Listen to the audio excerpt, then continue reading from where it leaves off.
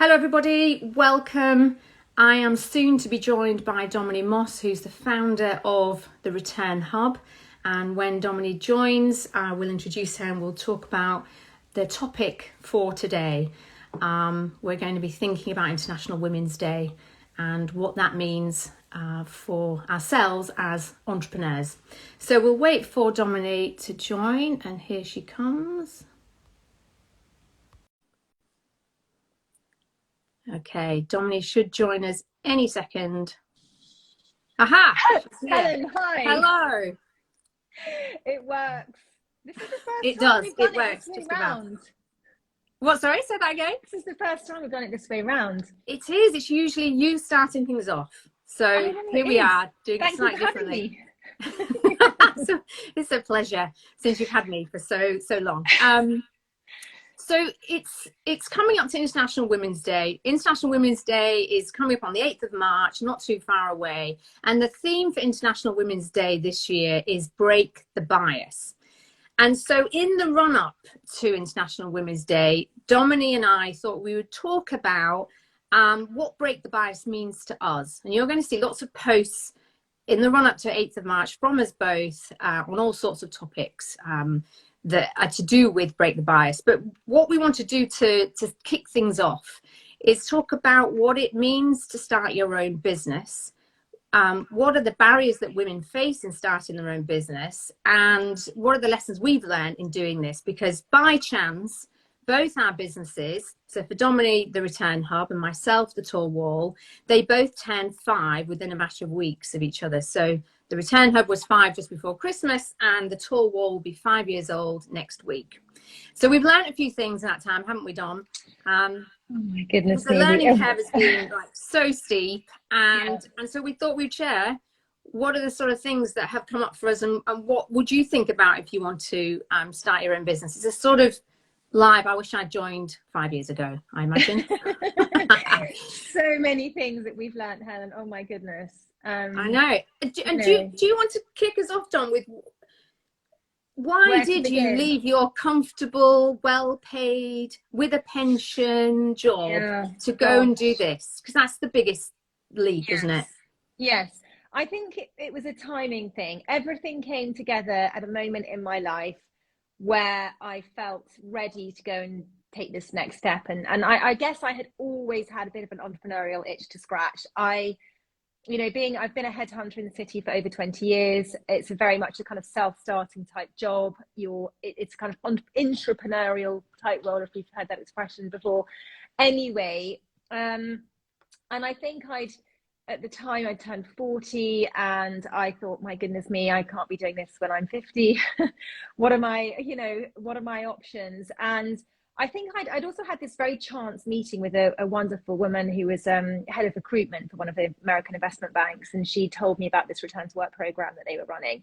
And so just becoming aware of the return to work program landscape, returners, the Women in Finance Charter had just been signed. I was at that obviously had asked all the companies in the financial services sector to increase their representation of senior women. I'd reached a time in my personal life where I felt I had enough experience and skills and motivation to take the jump. And I think I also sort of felt like, if I don't do that, if not me, then who? Like, why should it not be me to make this business? Because I know the financial services sector, I've got the right contacts from a client perspective. There's a real problem to solve there. I think I can be the one to help solve it. The scary bit was obviously, as you say, you're leaving your perfectly well-paid job and the pension and the team and the infrastructure and all that, and that is quite scary. But I actually felt it was quite scary to stay put as well, if the truth be told. I felt like that was a pretty daunting prospect too. Yes. And you deliberately set out to start a business, didn't you? And when I left my well-paid job, I thought I would become self-employed, and I wouldn't dare to think it could ever be a business. And I think there's a lot of barriers like that for women. So I sort of have this idea that if you go out and start your own business, I mean, how arrogant to say you're going to do that. I mean, how bold to say you're going to go and start your own business. How very dare you? Yes. Yeah. And so I resisted calling it a business for a long time. And I think that that's part of, we were talking earlier, weren't we, about the terminology around women starting their business, this idea of mompreneur and starting your business from the kitchen table. That sort of stuff just really put me off. You seem such a cliche. I don't know whether you had this, but I had a lot of, what a great initiative. Yes. Yes. That is the thing. What do you mean initiative? It's not an initiative, it's a business. People didn't say to, God, this is going to sound awful, but you know, I don't know, whoever, whether it's J.K. Rowling or Steve Jobs, what a great initiative. Yeah, no, for somehow or another, there's a kind of businesses with purpose and mission, maybe particularly in those founded by women. I wonder if there's more of a sort of tendency to call them initiatives and actually what they actually are, which is commercial enterprise. And didn't some people mistake your business for a charity, as though it's some kind of like, you know, they did. That did happen. They did that. I mean, yes, that was a bit of a blow, actually. But in some way, you know, when these sort of things happen and you think actually there was a reason that happened, and it allowed me to reset and refocus and made me more determined. But yes, we'd been speaking to a client, an asset manager actually, who should remain nameless, but had several meetings. They loved the idea. We sent them a proposal and they were like, we've got to pay for this.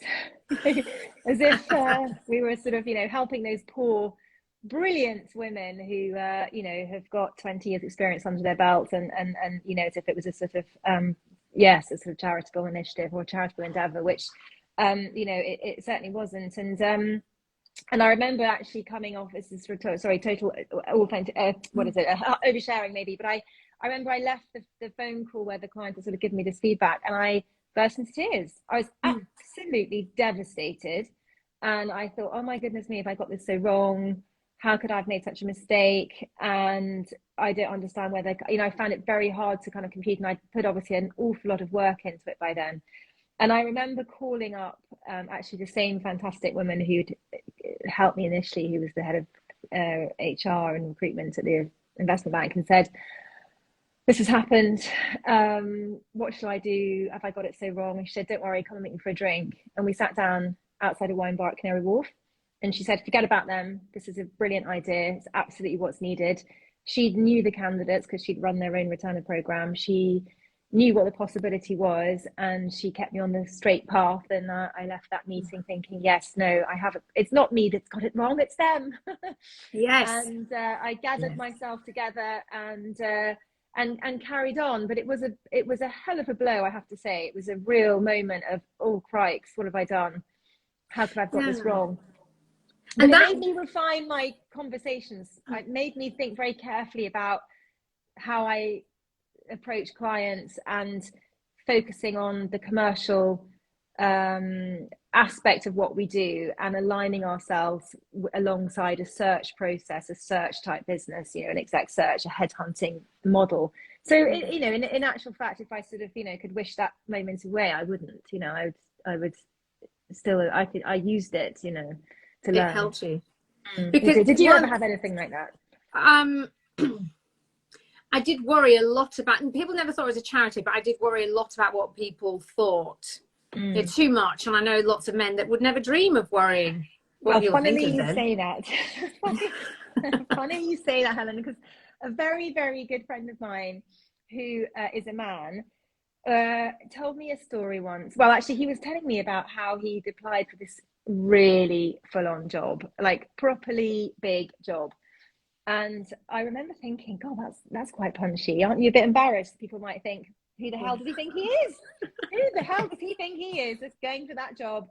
And he looked at me and said, what on earth are you talking about? No, they won't. They'll just think, good for you for going for it. And that was a moment of, whoa, wow, okay, yes, you're right. Actually, people probably will think good for you for going for it. And also they'll maybe position you in their minds as at that level going for that kind of job as a candidate for one of those type of opportunities, which is also valuable.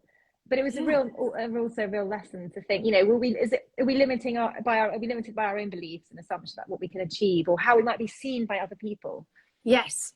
And I think the people that challenge you or seem to doubt, and you know, funnily enough, I don't think anyone explicitly doubted that I could start this business, but the people that were more cautious, you've got to ask, have they started their own business? Have they actually gone and done that? Have they got frontline experience of what it's like to start your own business, or are they somehow stuck in their role and they've never ventured into the world of being an entrepreneur? I think it's really important to look at the people who are doubting you and to really get more evidential about, could this business really work, and who are the people that are supporting me, who are the people that are not, and what assumptions might they be making from their own experience.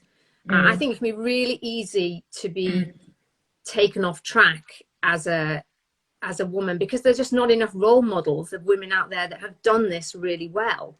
And so I think really listening to the assumptions you're making about yourself and not worrying so much about what people think is important. But you struck on a really important point, which is purpose. Both our businesses have a very strong purpose at their core, and that has carried me through. It's why people buy from us, it's why people join us, it's why people advise us. It's because we have a very clear purpose, and I think that is vital when you start your own business. It's got to be purposeful. Oh, absolutely. I people talk about a lampshade, not a lampshade, a light bulb moment. Sorry, viewers. It's a light bulb moment. Let's just call it the lampshade moment from now on. Exactly. Light bulb moment. That's what it was. And that really, I can totally remember leaving that meeting being a woman with a mission. And I felt in a terrible rush and a terrible sort of sense of urgency to get this thing going, because it felt like it was such a missing solution to this problem that everyone had asked me about for as long as I can remember. You know, companies saying to me, how can you help us get more women in shortlists? And there aren't any. And even myself just thinking, yeah, there aren't any. And then suddenly you realize there's this pool of like hundreds of thousands of amazing people. All of those people that you can't find, they're there. It's just the system isn't set up to find them. Like, they're just being screened out. They can't cut through, not because they're not great, but because of the way the system is set up. And it really felt like a revelation to me. And that really drove me with this kind of sense of purpose. You know, and it was I have to say, it was a twofold sense of purpose. One, there was a problem that needed solving for companies and people trying to return to work. The other problem that needed solving was, how was I going to be commercially viable? Because I still had my mortgage to pay and my children to feed and all of that kind of stuff. So it was really important that it fulfilled both of those purposes. Yes. And without doing both of those, without being commercially viable, there was going to be no getting any women back to work, and they'll be putting this woman out of work. So it was very much, I had to very much focus on those, you know, those two. It couldn't just be an initiative, put it that way. Absolutely. I think that is a key lesson for anyone wanting to start their own business. What's your personal purpose, and what is the purpose of this organization? Because even now, 5 years later, I was having a conversation with my accountant yesterday, and he was talking about why, and what is your why? And knowing that allows every other decision to flow, because you keep coming back to, what is the purpose of this business? It really helps guide you in the decisions that you make. So having a purpose and being really clear in what it is to everyone you speak to is a fundamental part of building this business. I think that's been critical for us at the Tall Wall. Yeah. And I think, sorry, go on. No, go on. I was going to say, the thing I really valued so much in those early days was the advice I was given from people whose advice I sought out. Actually, there were those who sort of want to give you advice, and then those who you seek out to want their advice. And actually, even as we're talking about it, I hadn't actually really thought about that, but that's definitely true. And I think the people that I sought out for advice were probably the ones that gave me the best advice, because I kind of knew what I was going to them for. And there were a number of people. There were a lot of people, but a handful, I would say, who were probably key. You know, one individual who was an entrepreneur himself, who'd also left a perfectly well-paid job in banking, actually, to set up his own business, and had been super successful, and gave me a lot of his time and encouragement and words of wisdom. But there were others, you know, women who'd been on the return to work programs, who gave me their advice and plugged me into their networks, and people who'd run these programs at the banks, as it was mainly the banks at the time, and getting that advice, and also sort of doing my research, if you like, my tying into market research. You know, there was sort of business advice and then the market research, which I think was really key to the early days. And, you know, we used to hold these little breakfast focus groups. In fact, anyone who's setting up a business, it's going to sound so obvious, but those key focus groups that we set up before we'd even probably had a company name, to ascertain, you know, who's the target audience, who the target candidates, who are these people? Like, I think I know who they are. I think I know what their problems are, but I don't really. I'm just guessing. So I'm going to invite them round to breakfast. We're going to sit around the table, 20, 30 of us, coffee and croissants, so not expensive, you know, just very, very cost effective. I came to one of these breakfasts, I think. I came and spoke at one of these breakfasts, yeah. You did, you were there. So, you know, so then we sit there and we're like, oh my God, look at these incredible, amazing women who are sitting around the table, who've got 10, 15, 20 years of experience at some of the world's top organizations, having come through some of the world's toughest and most highly regarded universities. They're telling to us that they want to go back to work.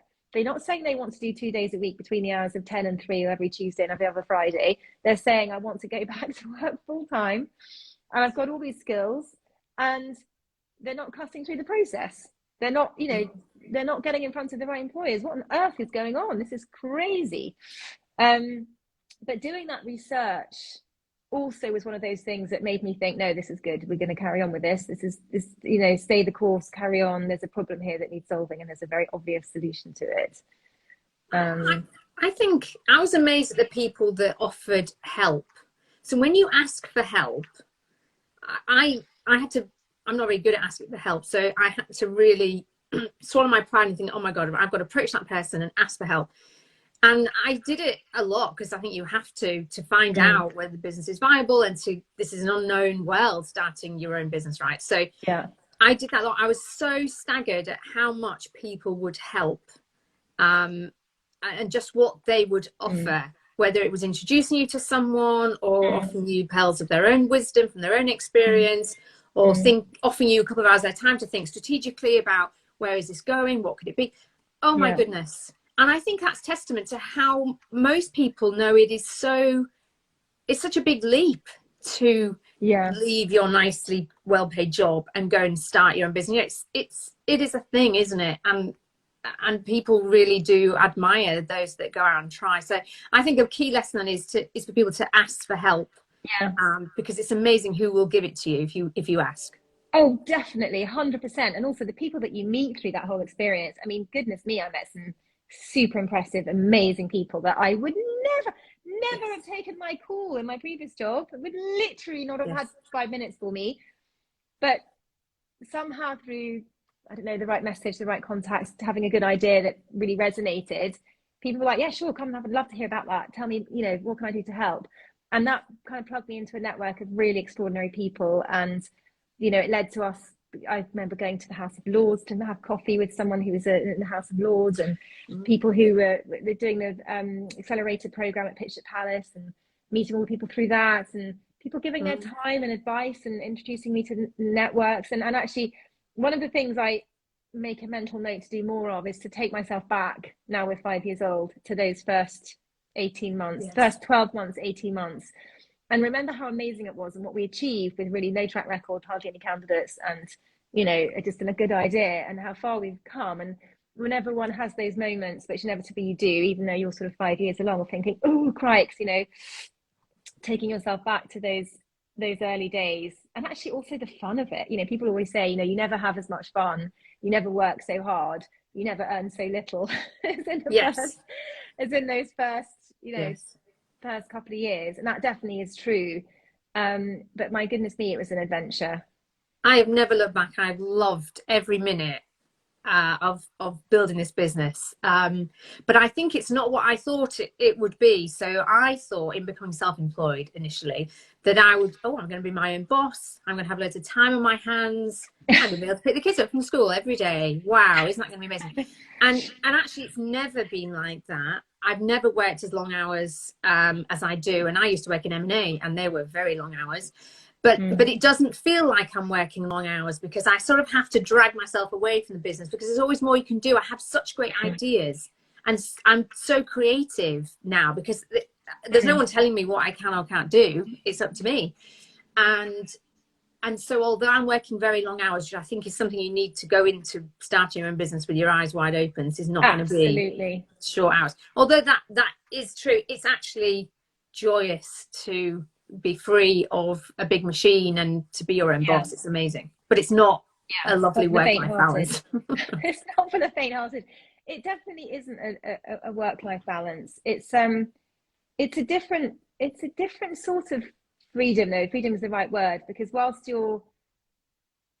it doesn't feel like you're shackled to the business. It sort of feels more like you're, I don't know, what's the word I'm looking for? Well, it's a sort of like it's a third child. Yeah. For me, it's like a third child.